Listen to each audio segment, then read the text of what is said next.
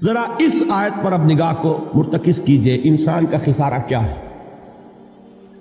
دیکھیے، سب سے پہلے میں آپ کی توجہ دلاؤں گا، ذرا آنکھیں کھول کر قلب حساس کے ساتھ نوع انسانی کا مشاہدہ کیجئے، کیسے کیسے دکھ، کتنی تکلیفیں، کتنی محنت، کتنی مشقت ہے جو ہر انسان کا مقدر۔ قرآن مجید میں ایک مکمل سورت ہے، سورت البلد، اس میں اللہ تعالیٰ نے متعدد قسمیں کھا کر ایک بات کہی، لا اقسم بہذا البلد وانت حل بہذا البلد ووالد وما ولد لقد خلقنا الانسان فی کبد۔ ہم نے انسان کو مشقت ہی میں پیدا کیا، یہ مشقت ہر انسان کا مقدر ہے۔ لوگ گھروں کو چھوڑ کر آئے ہوئے ہیں، کہاں کہاں انسان جاتا ہے، یہ اس دنیا میں محنت اور مشقت۔ ہاں، ایک مغالطہ ہو جاتا ہے کہ شاید یہ محلوں میں رہنے والے جو ہیں انہیں کوئی مشقت نہیں، انہیں کوئی دکھ نہیں، حالانکہ حقیقت یہ نہیں ہے۔ جو جتنا امیر ہے آپ دیکھیں گے اس کی جسمانی مشقت کم ہے، ذہنی کوفت زیادہ ہے۔ ٹرینکولائزرز کی انہیں ضرورت پڑتی ہے، انہیں سیڈیٹیوز چاہیے، خواب آور دوائیں مزدور کو نہیں کبھی ضرورت پڑے گی۔ وہ 8 گھنٹے کی محنت کرنے کے بعد ایسا سوتا ہے کہ وہ صبح ہی کی خبر لے گا۔ اور یہ وہ لوگ ہیں کہ جن کو ہپنوٹکس، خواب آور دوائیاں، سیڈیٹیوز، مسکن ادویات، یہ سارا لیبلیم اور یہ ویلیم اور یہ فلاں اور یہ فلاں، یہ کن کے ہاں جاتے ہیں؟ ذہنی سکون اور اطمینان انسان کو حاصل نہیں۔ کسی کی جسمانی مشقت ہے، کسی کی ذہنی مشقت۔ میں آپ کو یاد دلانا چاہتا ہوں مہاتما گوتم بدھ کا معاملہ۔ 30 برس کی عمر میں کپل وستو کا شہزادہ محل کو چھوڑ کر نکل گیا، جوان بیوی کو سوتا ہوا چھوڑ کر گیا، شیر خوار بچے کو چھوڑ کر گیا۔ راجدھانی میں رہنے والا محل کا باسی، جسے یہ معلوم ہے کہ باپ کے بعد مجھے یہ سلطنت ملنے والی ہے، کیوں گیا؟ کبھی کبھی آپ نے سوچا؟ اس نے انسان کے غم اور دکھ کا مشاہدہ کیا۔ اس نے دیکھا کوئی اندھا ہے، ٹھوکر کھا کر گر رہا ہے، کوئی والدین کھڑے ہوئے رو رہے ہیں اور ان کی نگاہوں کے سامنے ان کا نہایت محبوب بچہ دم توڑ رہا ہے اور وہ کچھ نہیں کر سکتا۔ اس نے سوچا یہ صدمہ کیوں ہے انسان کا، یہ دکھ اس کا مقدر کیوں ہے؟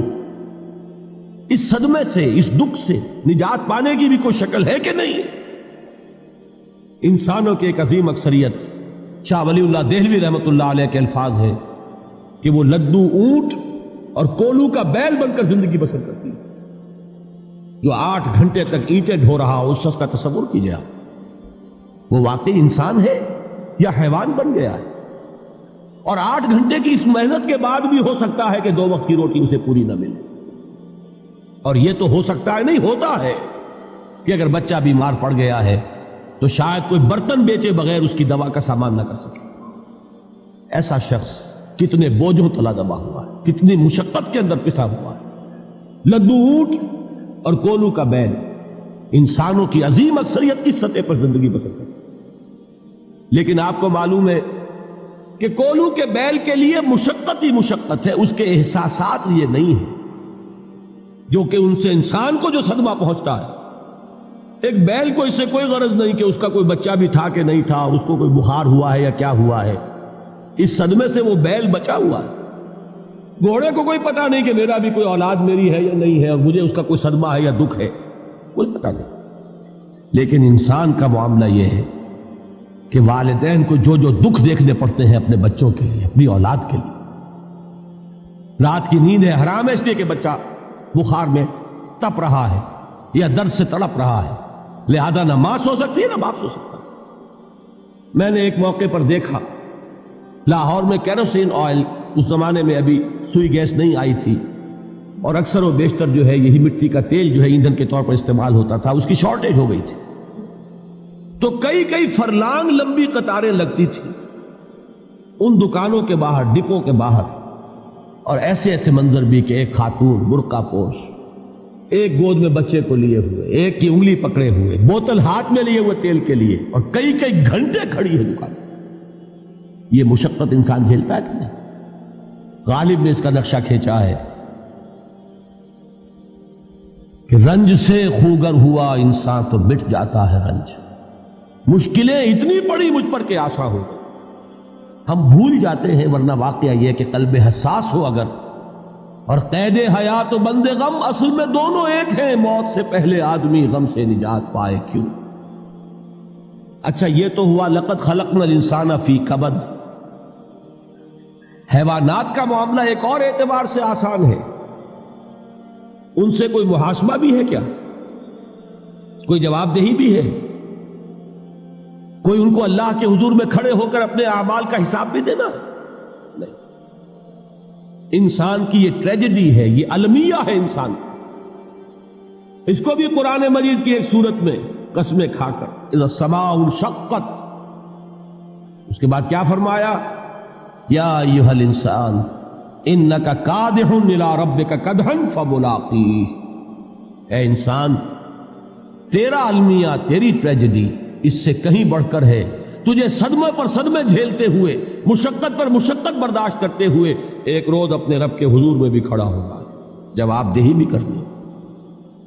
اس دن کے حساب سے، اس دن کے احساس سے جو بڑے بڑے ہماری امت کے عظیم جو گلے سرسبد ہیں، ان کا یہ حال آپ نے پڑھا ہوگا. حضرت ابوبکر صدیق رضی اللہ تعالی عنہ وہ ایک عجیب کیف کے عالم میں فرمایا کرتے تھے، کاش میں درختوں پر چہچہاتی ہوئی چڑیا ہوتا جس سے حساب کتاب نہیں ہوگا.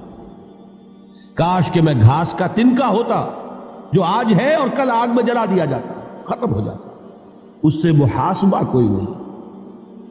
وہ جس کے احساس سے کہ حضرت عمر جو ہے اپنے انتقال کے وقت سخت بے چین تھے. ان کے بیٹے حضرت عبداللہ ابن عمر رضی اللہ تعالی عنہما نے ان کا سر جو ہے وہ اپنے زانوں پر رکھ لیا تو کہا نیچے ڈال دو. ایک عجیب بے کلی اور بے چینی. انہوں نے کہا ابا جان آپ کیوں پریشان ہیں؟ آپ تو عشرہ مبشرہ میں سے، آپ کو تو اللہ تعالیٰ نے جنت کی بشارت حضور کے ذریعے سے اس دنیا میں دی. حضرت عمر فرماتے ہیں کہ خدا کی قسم اگر قیامت کے دن عمر برابر سرابر پر چھوٹ گیا تو بہت بڑی کامیابی تصور. یہ احساس جن کو ہوتا، حضرت علی کا حال کیا ہوتا ہے؟ ابھی جو آپ نے حافظ صاحب سے سنا، یہ حضرت علی کا معاملہ ہے کہ ایک تیر پیوست ہو گیا تھا، کسی طرح نکل نہیں رہا تھا.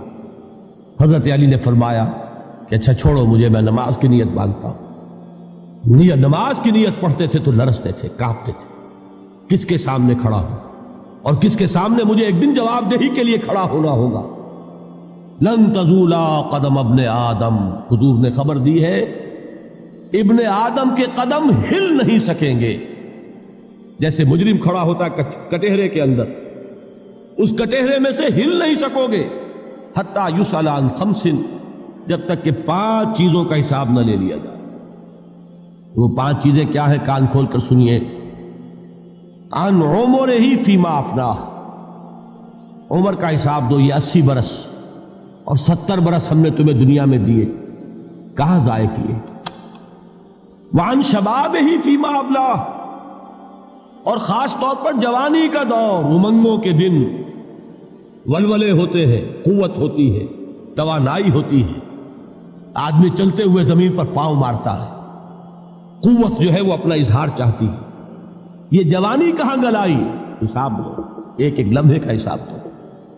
وَعَن مَالِهِ مِنْ أَيْنَ اكْتَسَبَهُ وَفِيمَا أَنْفَقَهُ، ایک ایک پائی کا حساب دو. مال کا کہاں سے کمایا تھا، حلال سے کہ حرام سے، اور کہاں خرچ کیا تھا، گل چھروں میں، عیاشیوں میں، یا نیکی کے کاموں میں، ادائے حقوق اللہ کے دین کے لیے.